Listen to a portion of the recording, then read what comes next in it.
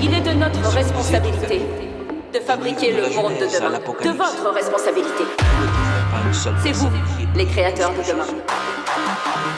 Et Dieu dans tout cela ça, parce qu'il savait que dans la présence du Père et combien l'humanité a besoin d'être le Père.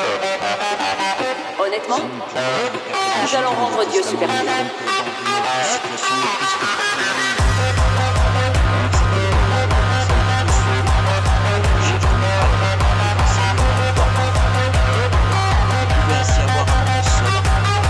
C'est vous, les créateurs de demain.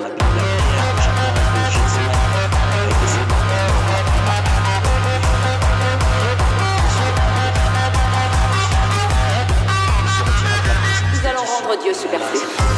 Probablement 20 minutes en raison des événements avant et après l'arrestation, le reniement de Pierre.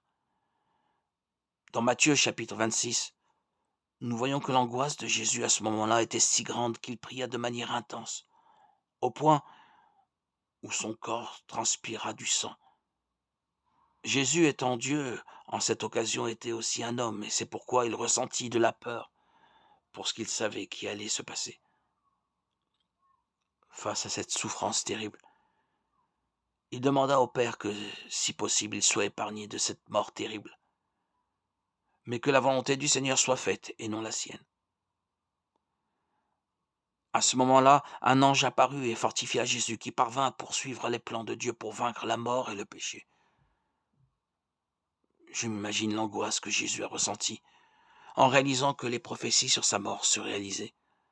En tant qu'être humain, à ce moment-là, il désirait être délivré de cela. Malgré la peur, le Christ continua et se soumit à la volonté du Père. En raison de ce renoncement, il reçut l'aide du ciel.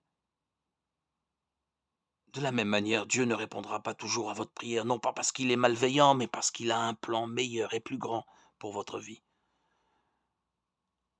Tout comme cela s'est produit avec Jésus à Gethsémane, et aussi avec l'apôtre Paul lorsqu'il pria pour que le Seigneur enlève son écharde dans la chair. Vous entendrez souvent un nom de Dieu, mais de la même manière dont ils ont été consolés, vous le serez aussi. Par conséquent, lorsque vous prierez, parlez à Dieu et renoncez à toutes vos volontés, déclarant que votre vie est entre ses mains. Je suis sûr que même si vous rencontrez des épines et des croix sur le chemin, la puissante présence du Seigneur vous conduira vers des lieux bien plus grands que vous ne pourriez l'imaginer.